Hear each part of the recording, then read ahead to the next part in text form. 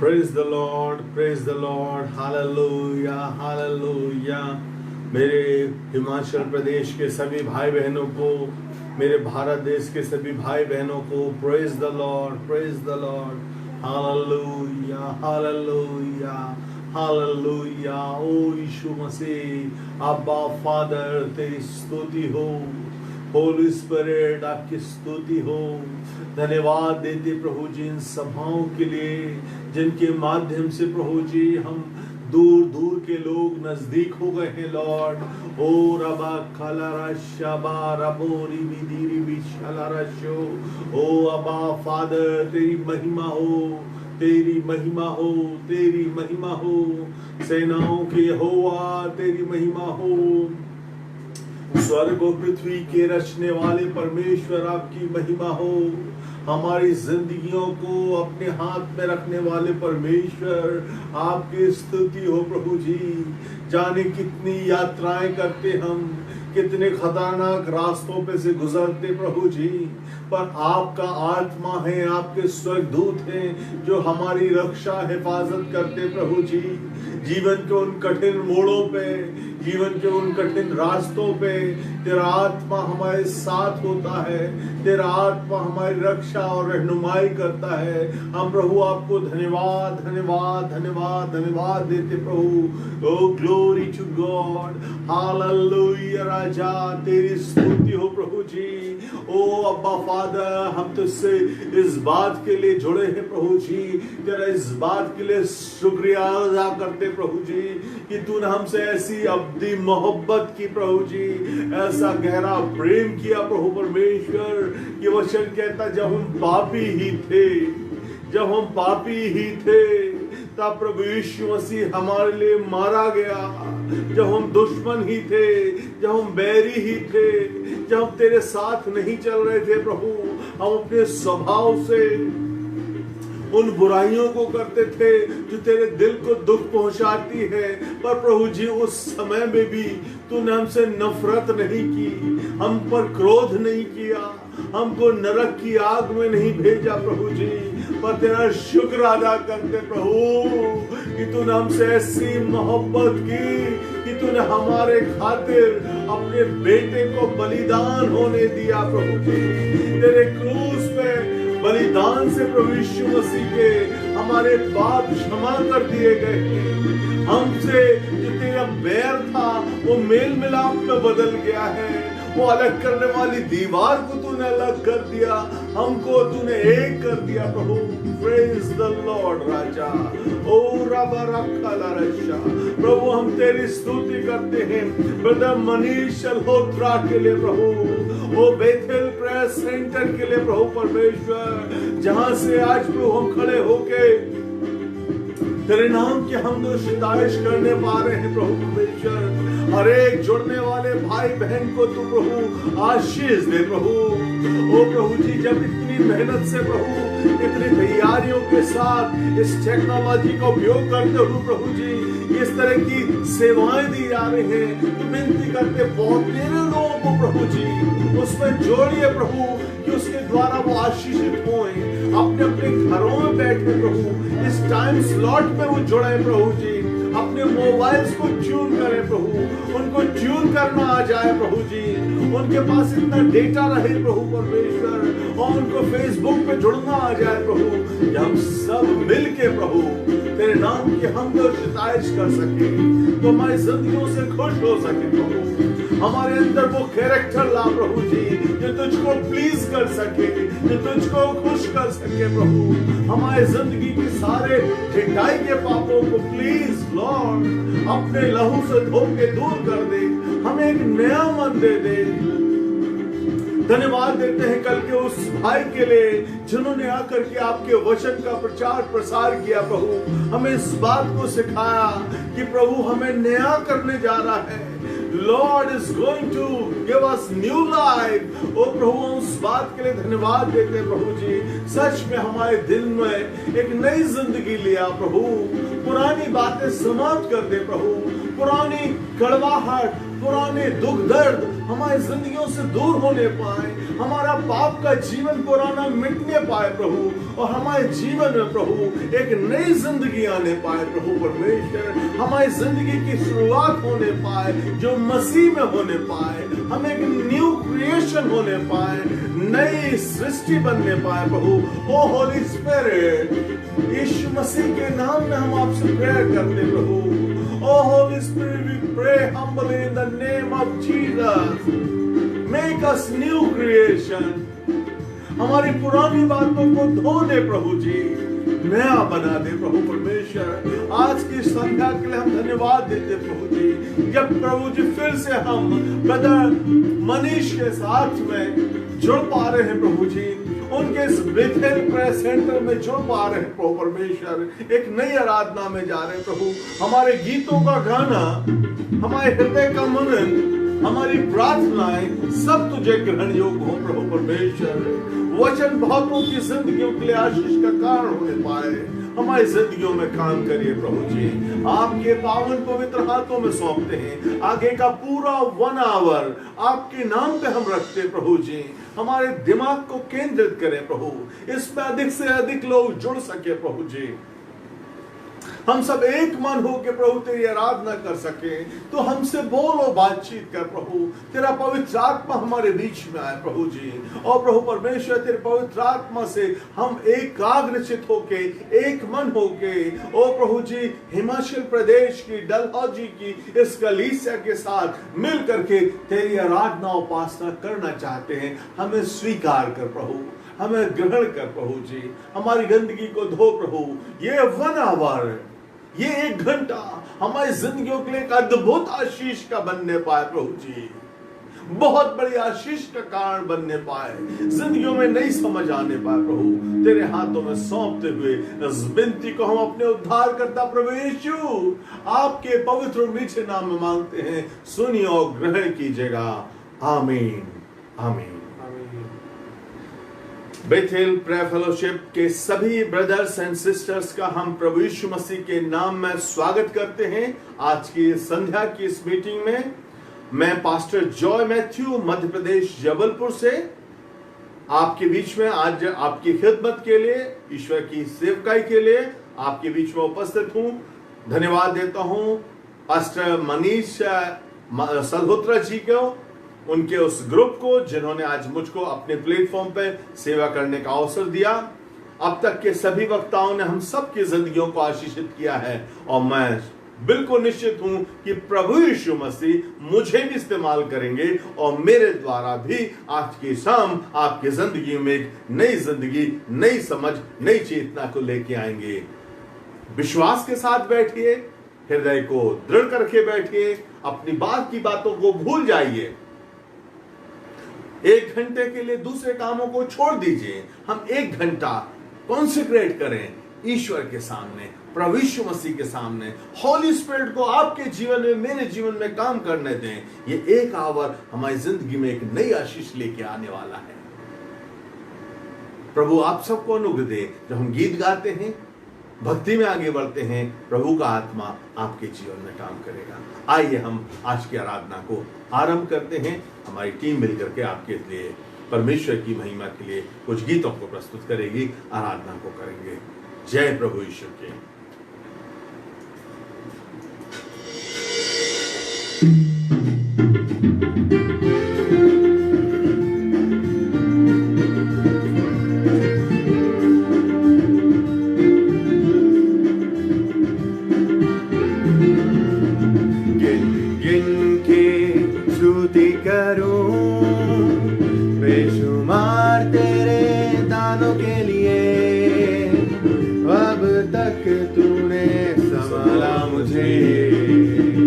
अपनी बाहों में लिए हुए, सब मिलके गाएं, अब सब मिलके गाएं।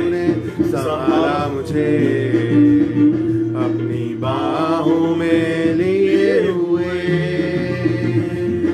गिन के स्तुति करूं बेशुमार तेरे दानों दानों के लिए, अब तक तूने संभाला मुझे, अपनी बाहों में लिए हुए। संभाला भाई बहन आपको मुझको, अब तक अपनी बाहों में लेके संभाला जैसे मुझे, माँ और पापा आपको बचपन में संभालते हैं, वैसे वो प्रभु यीशु जिंदगी भर में लेके चल रहा है। धन्यवाद Yeshu, thank you Jesus, thank you Jesus, आपके प्यार के लिए, उन पवित्र भुजाओं के लिए जिनमें आप हमें लेके चल रहे हैं। Thank you Jesus, thank you Jesus, thank you Jesus. आइए हम सब प्रभु की स्तुति करें, सब प्रभु को धन्यवाद दें। प्रभु आपसे धन्यवाद सुनना चाहता है, प्रभु आपसे धन्यवाद की स्तुति चाहता है। तेरे शत्रु का निशाना तुझ पर होगा ना सफल,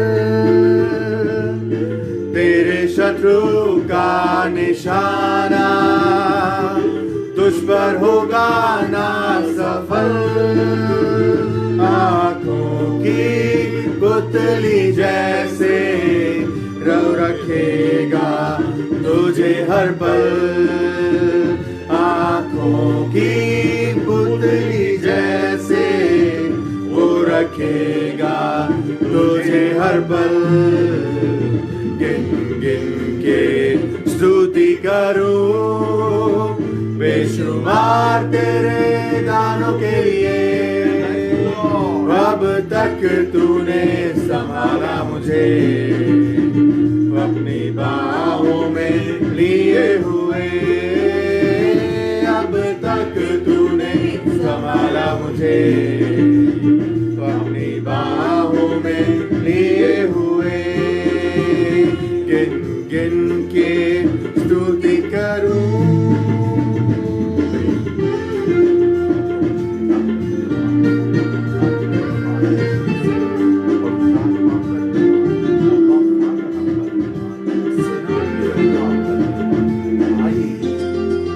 सब स्तुति करें, आराधना करें, महिमा करें उसकी। हमें तेरे जो मिटाने वो शस्त्र होंगे बेअसर, आए तुझे जो मिटाने वो शस्त्र होंगे बेअसर। तेरा रचने वाला तुझ पर रखता है अपनी नजर, तेरा रचने वाला तुझ पर रखता है अपनी नजर।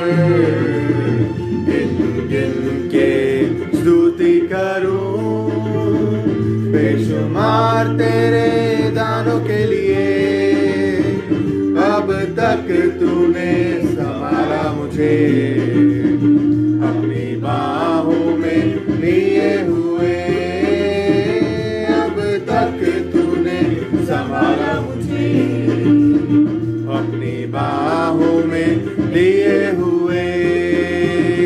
गिन गिन के स्तुति करूं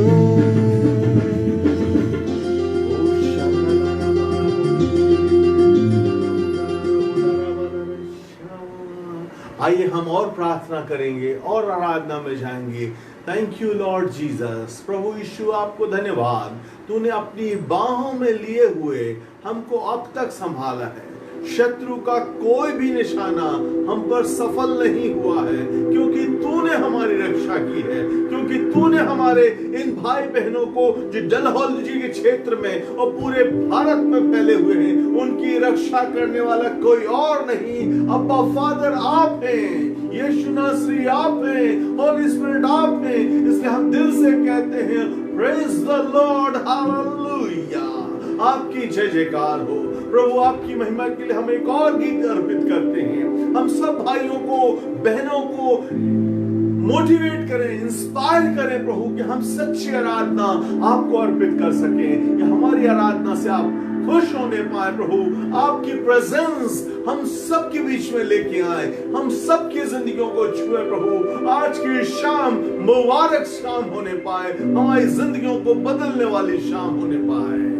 यीशु नासरी के नाम मांगते हैं, आमीन आमीन। और भी गीत गाएंगे।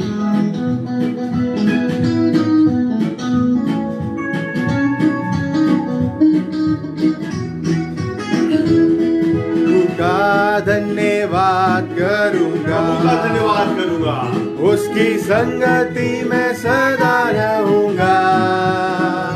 साथ चलूंगा मैं जय जरूर पाऊंगा, साथ चलूंगा मैं जय जरूर पाऊंगा। प्रभु का धन्यवाद करूंगा।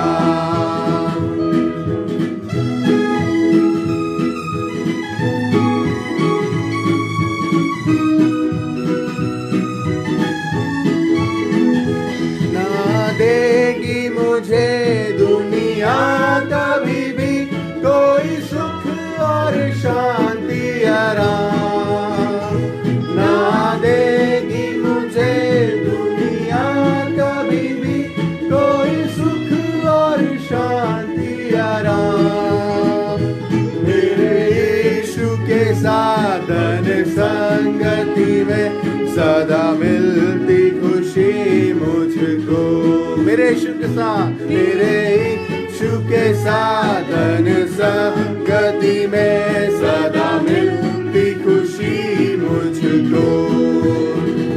प्रभु का धन्यवाद करूंगा, उसकी संगति में सदा रहूंगा। साथ चलूंगा मैं जय जरूर पाऊंगा, साथ चलूंगा मैं जय जरूर पाऊंगा। प्रभु का धन्यवाद करूंगा।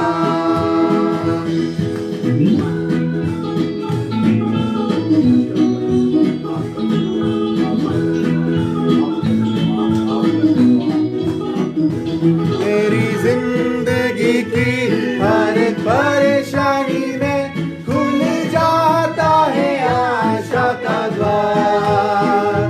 मेरी जिंदगी की हर एक परेशानी में खुल जाता है आशा का द्वार। कभी ना डरूंगा, कभी ना डरूंगा, चाहे जान भी देना पड़े। कभी ना डरूंगा, कभी ना हटूंगा, चाहे जान भी देना पड़े। प्रभु का धन्यवाद करूंगा, उसकी संगति में सदा रहूंगा। साथ चलूंगा मैं जय जरूर पाऊंगा, साथ चलूंगा मैं जय जरूर पाऊंगा।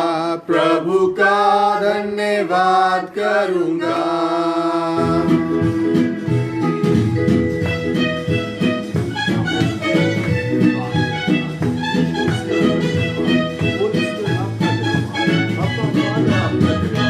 कितना अच्छा है वो, कितना धन्य है वो, यीशु ही मेरे जीवन का साथी। कितना अच्छा है वो, कितना धन्य है वो, यीशु ही मेरे जीवन का साथी। मेरी जरूरतों को पूरा करता है वो, कोई घटी नहीं मुझको। मेरी जरूरतों को पूरा करता है वो, कोई घटी नहीं मुझको।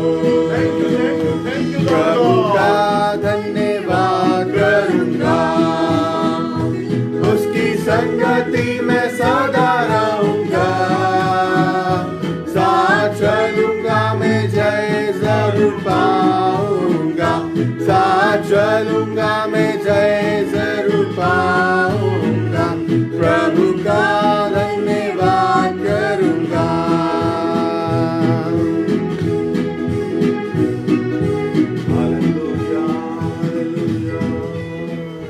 आइए हम एक प्रार्थना करें कि प्रभु हम सबको एक से आत्मा के प्रभाव में लेके चले। जो वचन प्रभु आज हमारे बीच में देना चाहता है, वो जैसा मेरे जीवन में काम करे, वैसे ही वो हर एक सुनने वालों के मन में भी वैसा ही काम करे। हम सबको आत्मा अपने एक से भाव में लेके चले, इस बात के लिए हम प्रार्थना करें। धन्य होली स्पिरिट, हम प्रभु यीशु के नाम में आपसे विनती करते हैं, प्रिय पवित्र आत्मा, हमारी प्रार्थना को सुनिए। जो बात आप मेरे द्वारा आज अपने इस परिवार में बांटना चाहते हैं, प्रभु जी, हम सबको सुनने वाले कान, आज्ञाकारी हृदय, एक सी आत्मा की एक सी समझ दीजिए। पवित्र आत्मा, हम सबको वहां लेके चलिए जो आप हमसे चाहते हैं प्रभु, जो हमें सिखाना चाहते हैं। हमारे पुराने विचार इस नए विचारधारा पे हावी ना होने पाए, पर आप एक नए तरीके से, नई मश्क में नया दाखरस आज की संध्या हम सबके जीवनों में भर दीजिएगा। प्रभु आपके पवित्र हाथों में अपने समय को सौंपते हैं। Oh holy spirit, please help me, please help me, कि मैं आपकी ओर से इस वचन को दे सकूं। पवित्र आत्मा, मेरी मदद कीजिए कि मैं आपकी ओर से इस वचन को प्रचार कर सकूं। हमारे सुनने वाले हर एक भाई बहन जो आज सुनेंगे और आने वाले समयों में सुनेंगे, वो सब प्रभु तेरे वचन से आशीषित हो सके, उनके जीवनों में काम कर। धन्यवाद प्रभु, हमारी प्रार्थनाओं को सुनने के लिए, उत्तर देने के आगे के आधे घंटे लगातार आपका आत्मा काम करे, और आने वाले दिनों में भी तेरा पवित्र आत्मा हम सब के जिंदगियों में लगातार काम करता रहे। Thank you Lord Jesus, thank you Holi spirit, thank you अब्बा फादर। आपका धन्यवाद हो प्रभु यीशु मसीह, आपके ही परम प्रिय मीठे नाम में हम इस विनती को मांगते हैं। सुनिए और दया से ग्रहण कीजिएगा। आमीन और फिर आमीन। प्रिय भाई बहन, मैं बहुत खुश हूं कि मैं पर्सनली शरीर में डलहौजी नहीं पहुंच सका, परंतु आज ईश्वर ने इस माध्यम से आपके यहाँ तक पहुंचने का अवसर दिया, और ईश्वर ने कभी मौका दिया तो आप और मैं आमने सामने भी मिलेंगे और मिलकर के संगति करने पाएंगे। आज की संध्या जो परमेश्वर का वचन मुझसे बोल रहा है कि मैं आपके बीच में बोलूं, वो हमें मिलता है पहला सैमुएल उसका 14 अध्याय उसके 1 पद से लेके 15 पद तक मैं आपके सामने पढ़ना चाहूंगा। मेहरबानी से जितने भी श्रोता हैं, जितने भी दर्शक हैं, प्लीज इस चैप्टर को निकाल लीजिएगा। पहला सैमुएल उसका 14 अध्याय 14th chapter, versus from 1 to 15।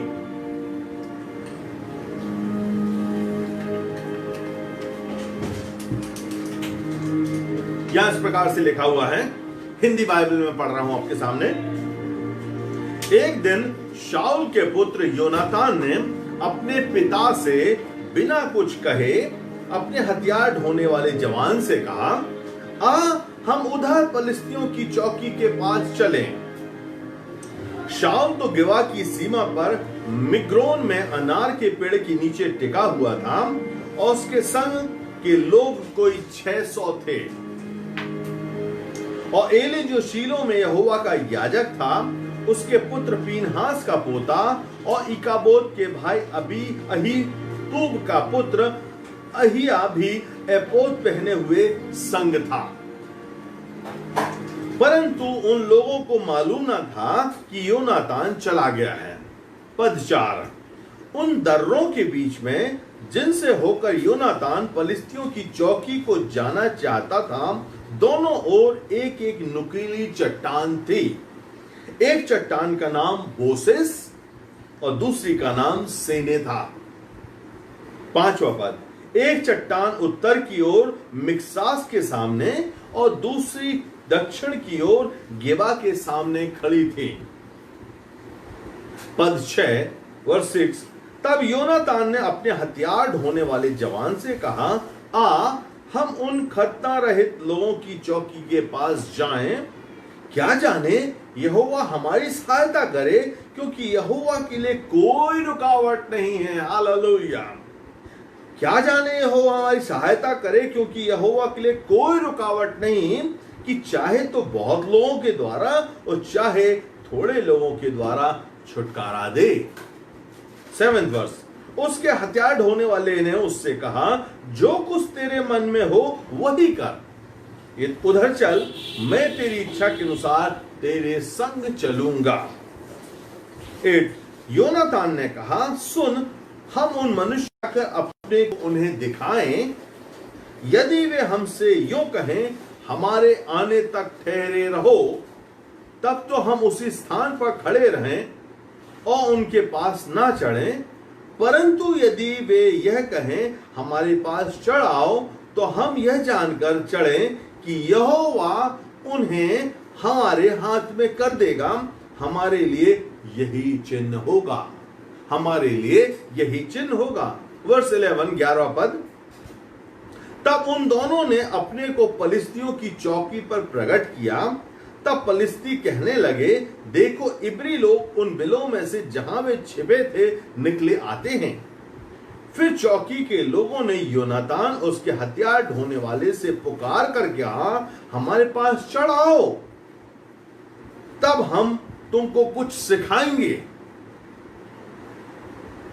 तब योनातान ने अपने हथियार ढोने वाले से कहा, मेरे पीछे पीछे चढ़ा, क्योंकि यहोवा उन्हें इस्राएलियों के हाथ में कर देगा। हालेलुया। वर्स 13, और योनातान अपने हाथों और पांवों के बल चढ़ गया और उसका हथियार ढोने वाला भी उसके पीछे पीछे चढ़ गया। पलिस्ती योनातान के सामने गिरते गए और उसका हथियार ढोने वाला उसके पीछे पीछे उन्हें मारता गया। यह पहला संहार जो योनातान और उसके हथियार ढोने वाले के द्वारा हुआ, उसमें आगे बीधे भूमि में 20 एक पुरुष मारे गए और छावनी में और मैदान पर और उन सब लोगों में थरथराहट हुई और चौकी वाले और आक्रमण करने वाले भी थरथराने लगे और भूकंप भी हुआ और अत्यंत बड़ी थरथराहट हुई। प्रभु अपने वचन के पढ़े और सुने जाने पे आशीष दे।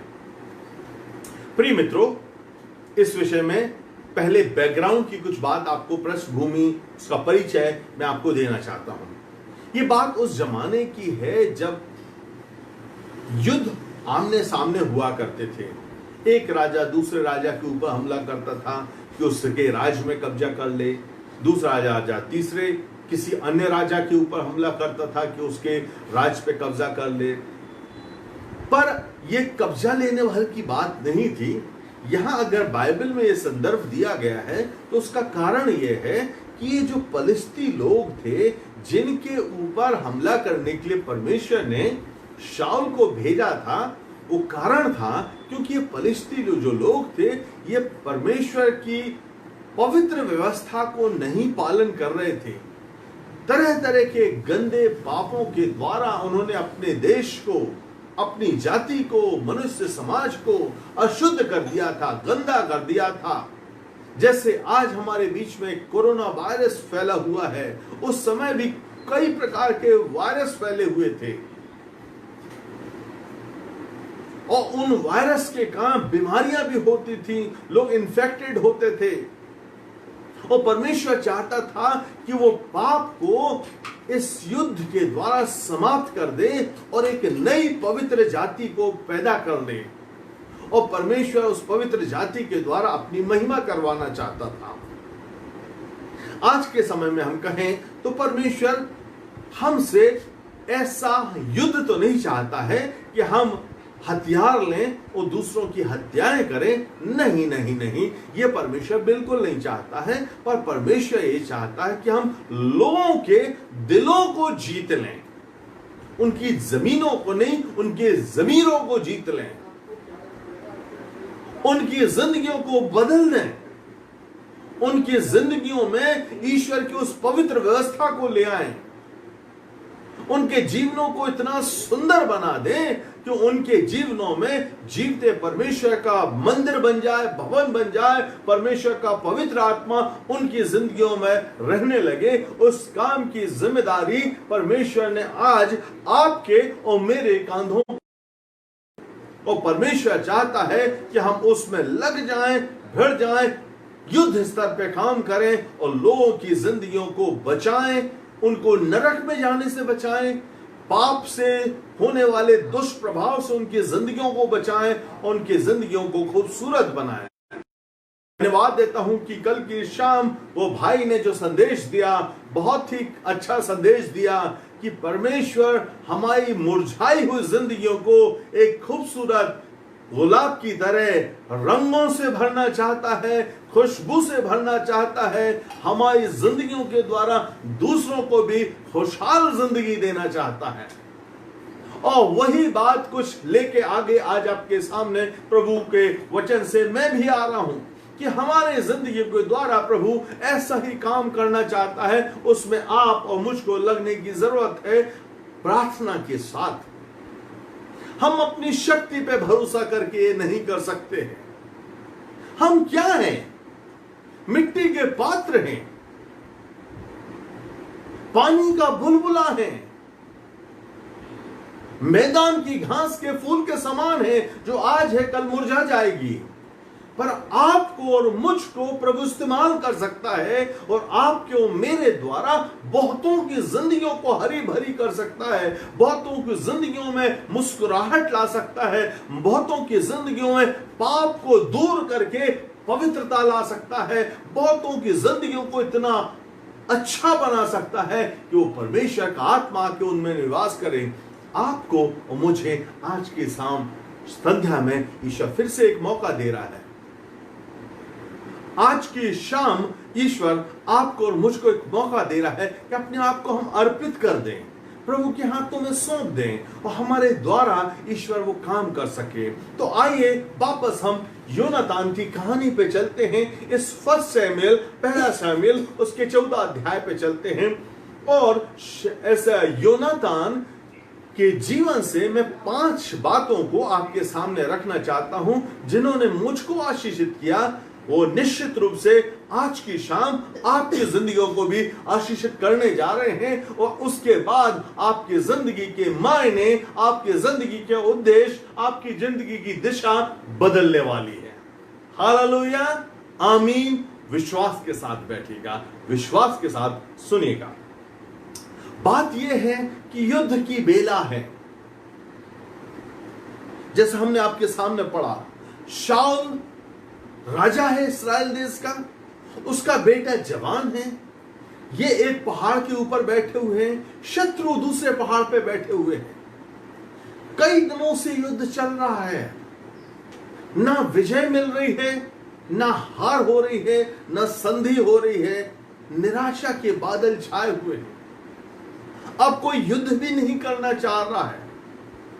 ऐसे माहौल में योनातान जो शाऊल राजा का पुत्र है, जो जवान लड़का है, वो क्या करता है देखिएगा।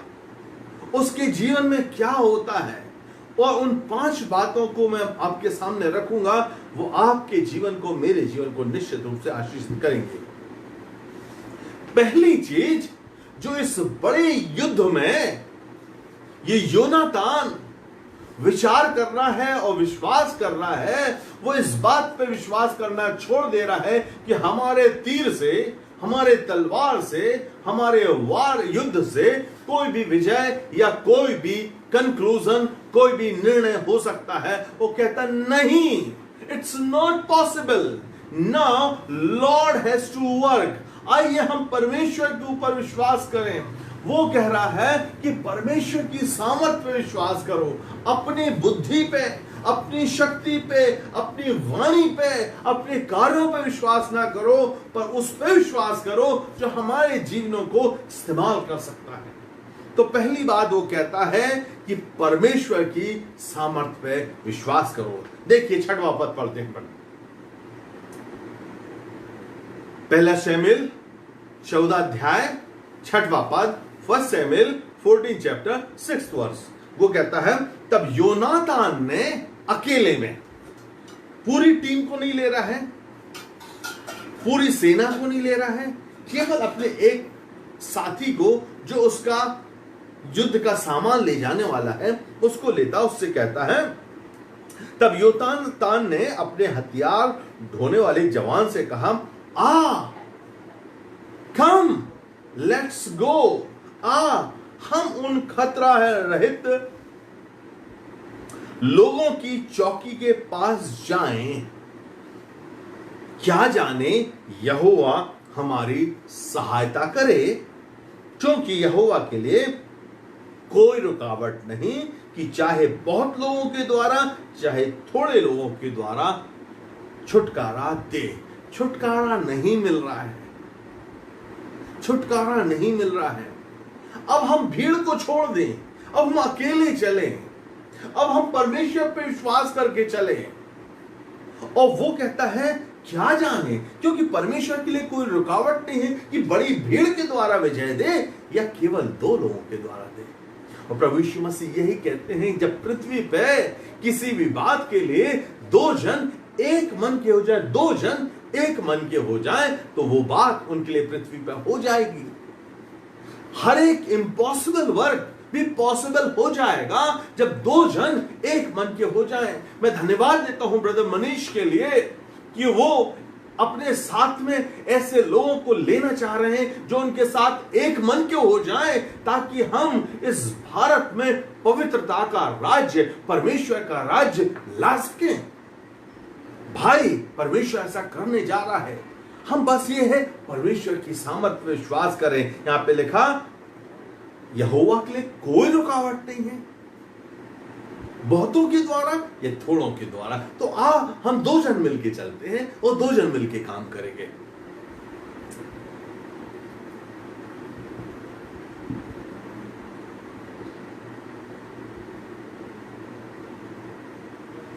आप अपने जीवन में अपनी सामर्थ पर विश्वास कर रहे हो?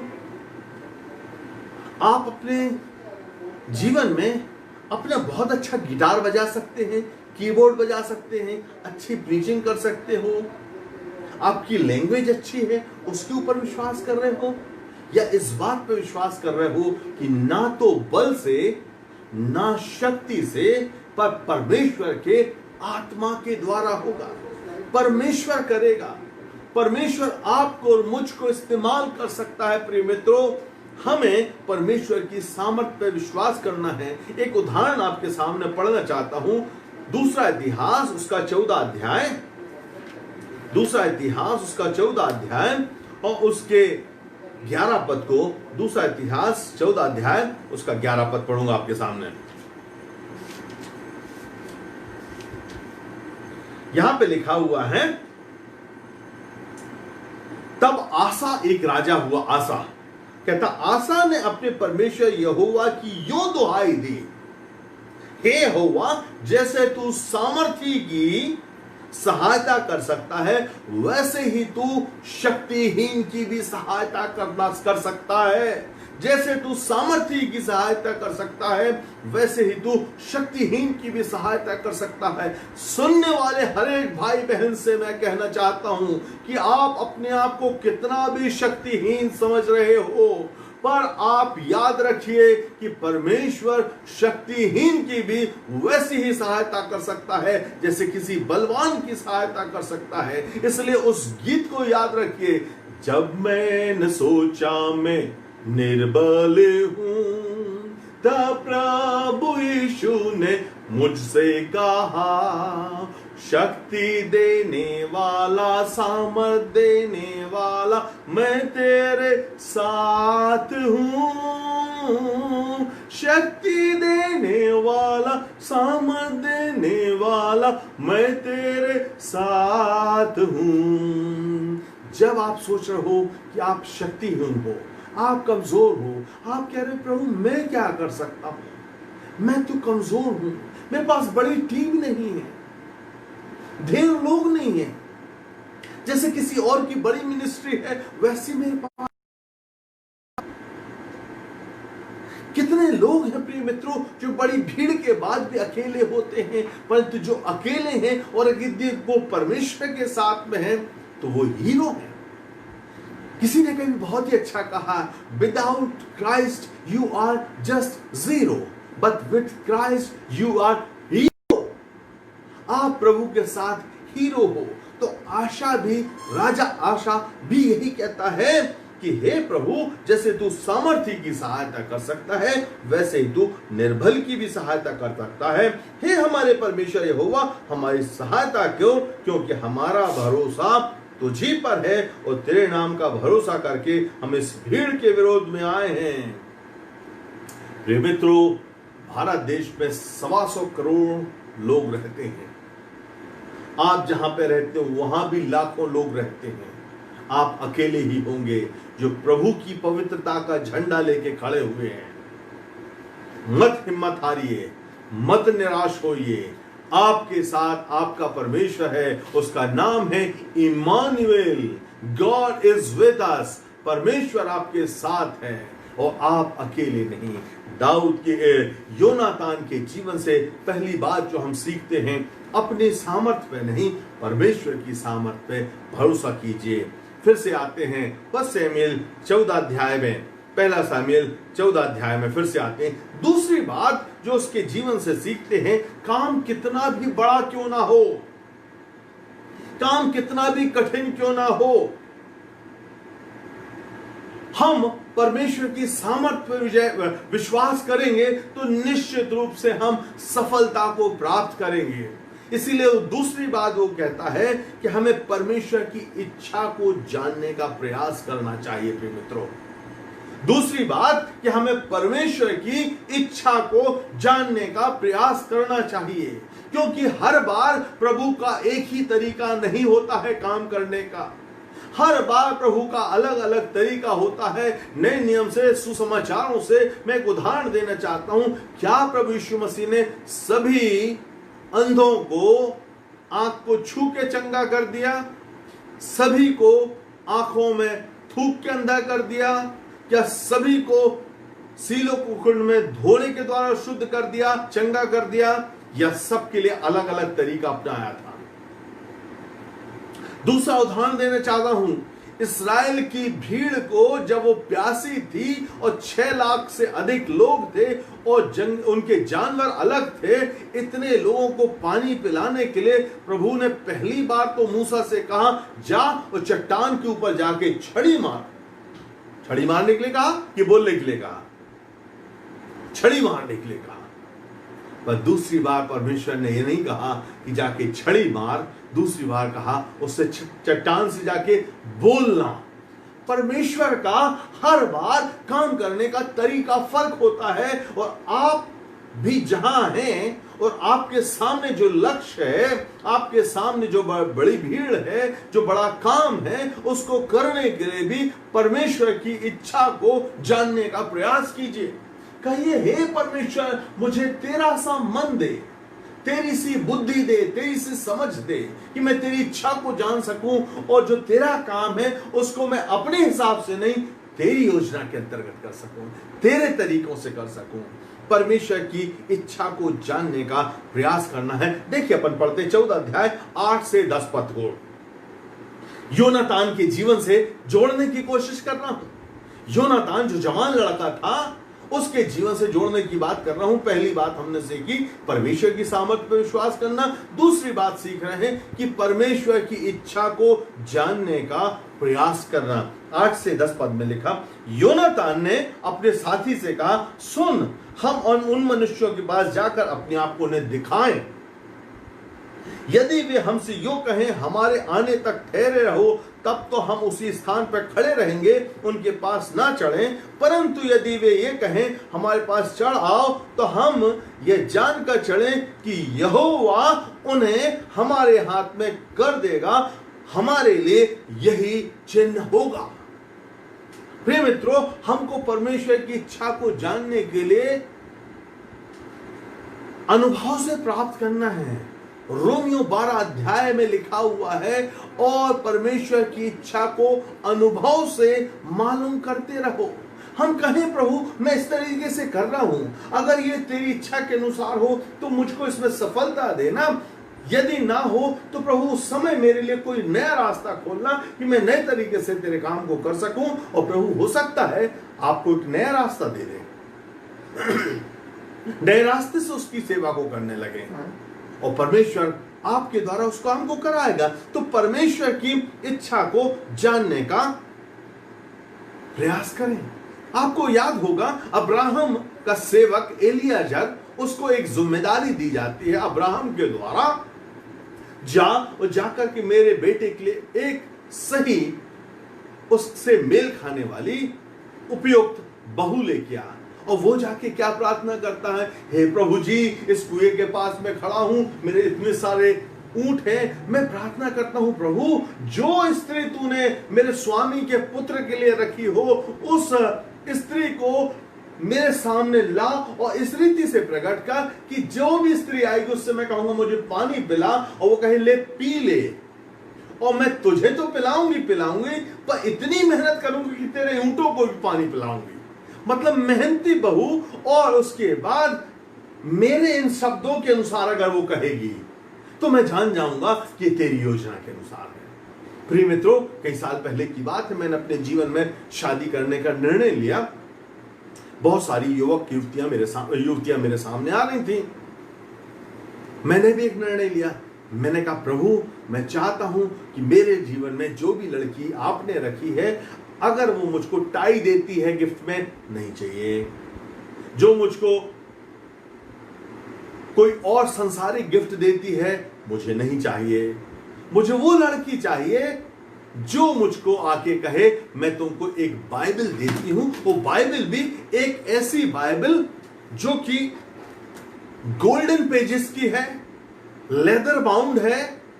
आप कल्पना कर सकते हो, मेरी उम्र 55 है, 25 की एज में मैंने मैरिज की थी, आज से 30 साल पहले, जो कि बहुत ही रेयर और बड़ी इम्पॉसिबल बात होती थी वैसी बाइबल पाना। परंतु मैंने ईश्वर से कहा कि प्रभु, ऐसी कोई लड़की हो जो मुझको ला के देगी ऐसी बाइबल, तो मैं जान जाऊंगा कि तूने मुझे यही स्त्री मेरे विवाह के लिए रखी है। वरना तो परफ्यूम, टाई, रुमाल, ये सब चीजें तो कोई भी गिफ्ट देते रहते हैं, बाइबल, और वो भी महंगी वाली बाइबल। और ईश्वर ने मेरे लिए वो पूरा किया। आप भी अपने जीवन में जो भी ईश्वर ने काम रखा है, उसके लिए ईश्वर से चिन्ह मांगे, उससे कहें प्रभु आप मुझे चिन्ह दिखाएं, मैं आपसे की इच्छा जानना चाहता हूं। आपकी इच्छा जानने के लिए मैं ये 2 काम करूंगा, ये 3 काम करूंगा। इन 3 कामों में जिस काम में आप सफलता दोगे, उस तरीके से मैं आपकी इच्छा को जान जाऊंगा। प्रिय मित्रों, परमेश्वर की इच्छा को जानने का प्रयास करें। तीसरी बात जो कि बहुत ही कठिन है, जिसके लिए आपको दूसरों से युद्ध नहीं करना है, जिसके लिए आपको और मुझको अपने आप से ही युद्ध करना है, वो क्या बात है? तीसरी बात, विचार कीजिए 1 मिनट।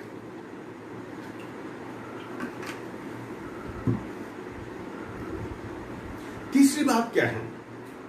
तीसरी बात प्रिय मित्रों ये है कि कई बार हमारे सामने चिन्ह तो आ जाता है, ईश्वर अपनी इच्छा को हमें प्रकट कर देता है, मैं चाहता हूं कि तू इस तरीके से काम कर। योना को बता दिया कि तुझे नीनवे जाना है, इस जहाज के द्वारा जाना है, पर ये नीनवे जाने के बदले वो तरसुस को भागता है, वो भी जहाज को ले लेता है। अब्राहम से कहा जाता है, अब्राहम मैं चाहता हूं कि मैं तेरी बीबी के द्वारा, जिसका शरीर बिल्कुल मुरझा गया, जो बुढ़ी हो गई है, तू बुढ़ा हो गया है और तेरे को अब उम्मीद खत्म हो गई कि तेरी कोई संतान होगी, पर मैं तेरी औरत के द्वारा, जो बुजुर्ग है, उसके द्वारा एक संतान दूंगा, उसके द्वारा एक बड़ी प्रजा को बनाऊंगा। पर अब्राहम इतना सब सुनने के बावजूद भी एक शॉर्टकट निकाल देता है, अपनी वाइफ के कहने के द्वारा उसकी उस दासी को अपनी पत्नी बना लेता है, जिसके द्वारा इसहाक पैदा होता है, इस्माइल पैदा होता है, माफ कीजिए, इस्माइल पैदा होता है। वो परमेश्वर की इच्छा नहीं थी। जब एक बार अब्राहम कहता है, प्रभु यही तेरी दृष्टि में बना रहे, तेरी दया में बना रहे, प्रभु कहता उस पर मैं दया जरूर बनाऊंगा कि वो तेरा खून है, परंतु वो मेरी इच्छा के अनुसार नहीं है। प्रिय मित्रों, परमेश्वर की इच्छा को जान लेना तो सरल होता है, पर परमेश्वर की इच्छा पे चल पाना, उसके अनुसार करने के लिए कई बार आपको बहुत संघर्ष करना पड़ेगा। मुझे भी बहुत संघर्ष करना पड़ेगा, परंतु इसके लिए एक बहुत ही बेस्ट एग्जाम्पल मुझे योनातान का मिलता है, जिसने देख लिया कि परमेश्वर की इच्छा ये है, और उस इच्छा को जानने के बाद उस तरीके से परमेश्वर के लिए काम करने के लिए कठिन हालातों में, खतरे की हालातों में आगे बढ़ता है। देखिए पढ़ते हैं क्या कहता वो, 14 अध्याय का 12वें पद को अपन पढ़ते हैं। वो कहता क्या है, पहले अपन 8 से 10 के बीच में पढ़ते हैं। वो कहता है 9वें पद को, यदि वे हमसे यो कहें हमारे पास, हमारे आने तक ठहरे रहो, तब तो हम उसी स्थान पर खड़े रहेंगे और उनके पास ना चढ़ेंगे। 10वां पद, परंतु यदि वे ये कहें हमारे पास चढ़ आओ, तो हम यह जानकर चढ़ें कि यहोवा उन्हें हमारे हाथ में कर देगा और हमारे लिए यही चिन्ह होगा। परमेश्वर अगर ऐसा करेगा तो हम जान जाएंगे कि चढ़ाओ हमारे पास, तो हम समझ जाएंगे परमेश्वर ने बुलाया। अब चढ़ाओ तो बोलना आसान है, पर चट्टानें कैसी हैं, वो नुकीली हैं, खतरनाक हैं, छोटी मोटी चट्टान नहीं है प्रिय मित्रों, कई कई फीट ऊंची हैं, पहाड़ की दरारें हैं। अगर उन दरारों में गिर जाते हैं, नुकीली चट्टानों के ऊपर फिसल जाते हैं, तो वहीं मर जाएंगे, पता भी नहीं चलेगा कि उनके शरीर का क्या हुआ, बहुत ही बुरी स्थिति हो जाएगी। परंतु जब उन्होंने परमेश्वर की इच्छा को जान लिया, उसकी इच्छा को पहचान लिया, तब उन्होंने बिल्कुल भी इस बात में दो मन नहीं हुए कि आप चढ़े भी कि नहीं चढ़े। अरे इतनी भीड़ है, इतनी बड़ी सेना है, हम कैसे उनके पास जाएंगे, हम 2 जन हैं, हमारे पास सेना नहीं है, हमारे पास सुरक्षा के साधन नहीं है, ये पहाड़ बड़े नुकीले पहाड़ हैं, बड़े खतरनाक हैं, हम कैसे जाएं, क्या करें। पर ऐसा नहीं। देखिए 12 पद, फिर चौकी के लोगों ने योनातान उसके हथियार ढोने वाले से पुकार कर कहा, हमारे पास चढ़ आओ, तब हम तुमको कुछ सिखाएंगे। तब योनातान ने अपने हथियार ढोने वाले से कहा, मेरे पीछे पीछे चढ़ आ, क्योंकि यहोवा उन्हें इस्राएलियों के हाथ में कर देगा। चढ़ आ, चढ़ आ, हमारे पीछे पीछे चढ़ा। और वो उन नुकीले खतरनाक पहाड़ों पे 2 ही जन चढ़ते चले जा रहे हैं, उस बड़ी सेना के सामने चढ़ते चले जा रहे हैं। ईश्वर की इच्छा को जानने के बाद उसको पूरा करने के लिए आगे बढ़ने की बात है। तीसरी बात प्रिय मित्रों यही है, ईश्वर की इच्छा को जानने के बाद उसको पूरा करने का सतत प्रयास करें, क्योंकि सफलता यहोवा देने वाला है, संग्राम तो यहोवा का है। हम तो केवल प्यादे हैं, हम तो केवल उसके हाथ के इंस्ट्रूमेंट हैं, हमें वो इस्तेमाल करेगा, परंतु सफलता देने का काम तो हमारा परमेश्वर करता है। दाऊद को देखिए, दाऊद गोलियत के सामने जाता है, क्या लेके जाता है, कोई हथियार लेके जाता है? अरे गोफन और छोटे छोटे 5 पत्थर। उस बड़े सिपाही को, सेनानी को लगता है ये क्या मजाक है, मुझसे लड़ने के लिए एक लड़का आ रहा है, एक लकड़ी लेके आ रहा है, एक गोफन लेके आ रहा है, पत्थर लेके आ रहा है। पर क्या जानो कि परमेश्वर उनमें से एक ही पत्थर का इस्तेमाल करेगा, वो काम हो जाएगा। आप भी ईश्वर की इच्छा को जब जान जाएं, जो भी काम ईश्वर आपको दे रहा है उसको अगर करने जा रहे हैं आप, और ईश्वर की इच्छा मालूम हो गई है, तो निर्भीक होके बढ़ते जाइए, क्योंकि आपके साथ आपका परमेश्वर है और युद्ध उसी का है, काम उसी का है, वो आपको सफलता देने जा रहा है। Hallelujah, hallelujah. बढ़ते जाइएगा। चौथी बात, स्वयं भी कार्य किया और विश्वास बिना कामों के मरा हुआ है। योनातान का पहला सैमुएल 14 अध्याय का 13 पद फिर से आपके सामने पढ़ना चाहता हूं। तब योनातान अपने हाथों और पांवों के बल चढ़ गया।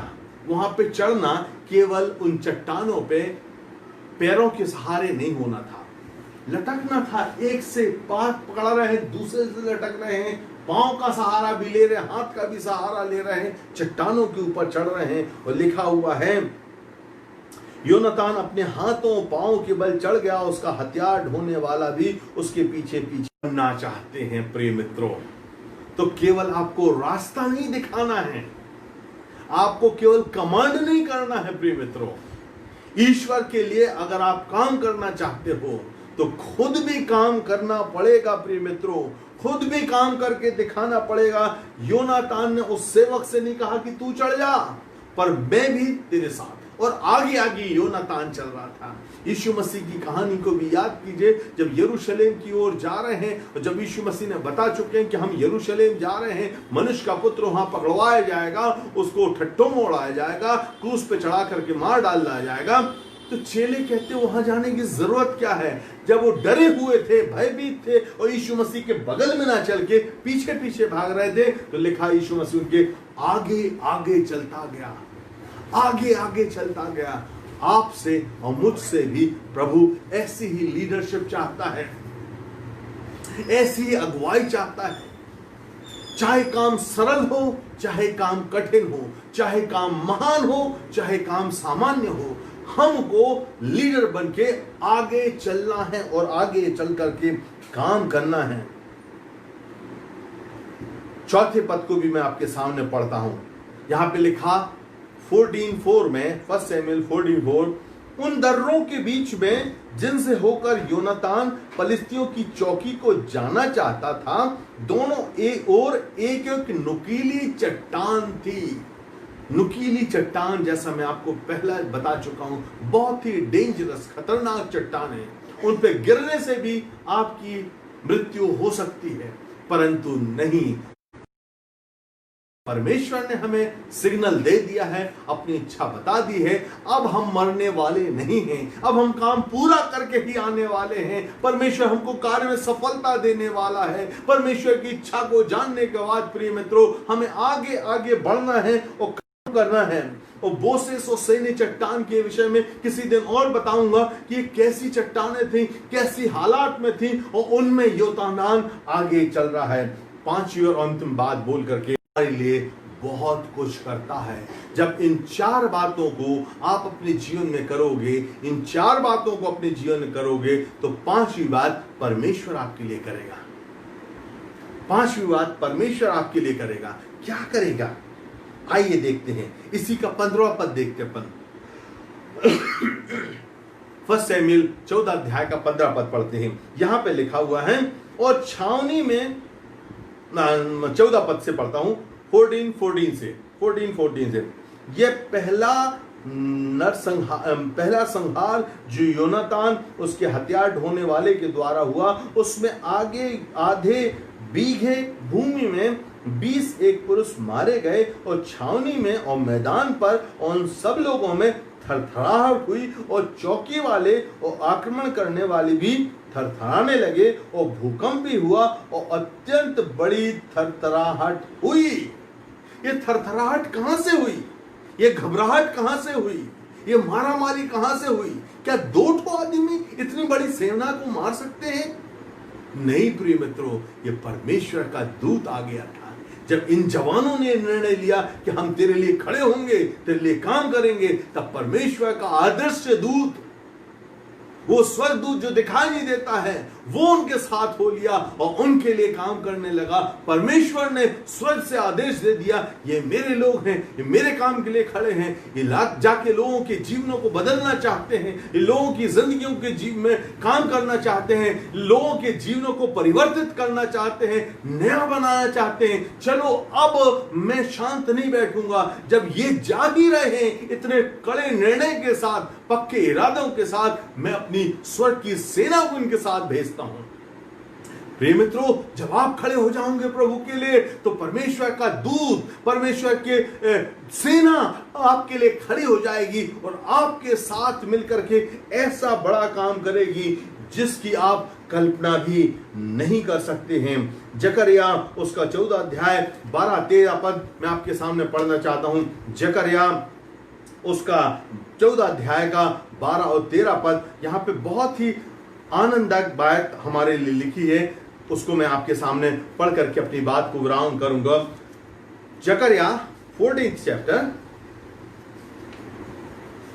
उसका 12 और 13, यहां पे लिखा हुआ है, जितनी जातियों ने यरूशलेम से युद्ध किया, जितनी जातियों ने यरूशलेम से युद्ध किया, उन सबों को यहोवा ने ऐसी मार से मारेगा कि खड़े खड़े उनका मांस सड़ जाएगा, उनकी आंखें उनके गोलकों में सड़ जाएंगी, उनकी जीभ उनके मुंह में सड़ जाएगी। कौन मारेगा?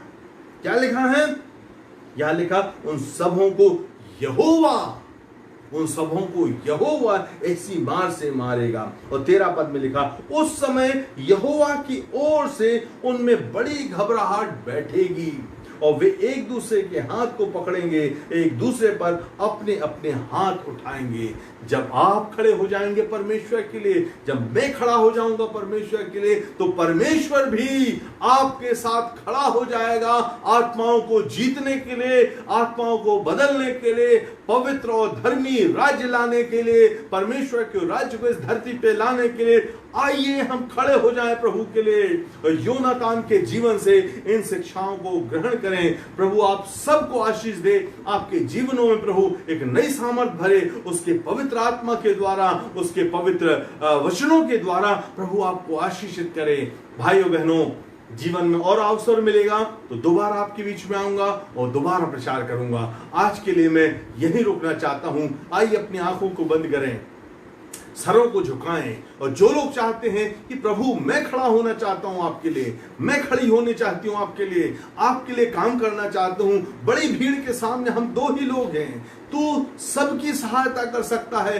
क्या तू बड़ी भीड़ के द्वारा और क्या 2 जन के द्वारा, क्या तू सामर्थ्य के द्वारा और क्या तू निर्बलों के द्वारा, क्या तू बड़े के द्वारा, क्या तू छोटे के द्वारा, तू मुझे इस्तेमाल कर सकता है। मैं तुझ पे भरोसा करके तेरे लिए खड़ा होना चाहती हूं। अगर आपके मन की ऐसी इच्छा है, अपने दिल में कहें प्रभु से, और मैं आपके लिए प्रार्थना करने जा रहा हूं। और आज की शाम परमेश्वर का आत्मा आपके जीवन में काम करेगा, जिंदगी को बदलेगा। परमपिता परमेश्वर, अपनी निर्बलता और दुर्बलता में तेरे वचन को जो मैं समझ सका, सीख सका, उसको आपके इन दास दासियों के बीच में बो दिया है।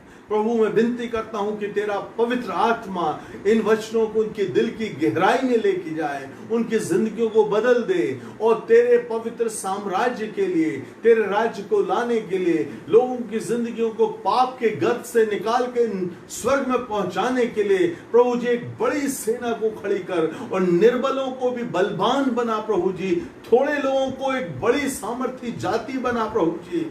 ओ प्रभु जी, कमजोर लोगों को पवित्र और बलवान बना प्रभु परमेश्वर। और हमारे भाई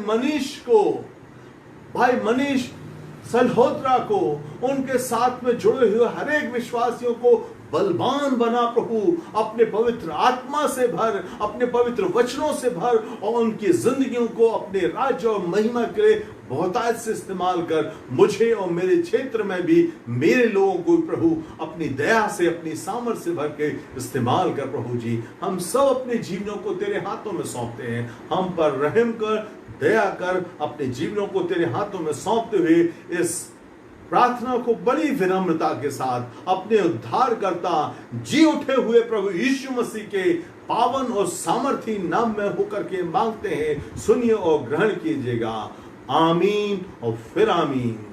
अब हमारे परमेश्वर पिता का प्रेम, प्रभु यीशु मसीह का अनुग्रह और पवित्र आत्मा की शांति और सहभागिता आप सबके साथ हमेशा हमेशा और मेरे साथ भी बनी रहे। आमीन और फिर आमीन। मेरा मोबाइल नंबर है 9420958806। Pastor Joy Matthew. किसी भी बात के लिए आप संपर्क कर सकते हैं। भाई मनीष के साथ मेरे साथ जुड़ सकते हैं। प्रभु यीशु मसीह की शांति आप सबके साथ हो। आमीन।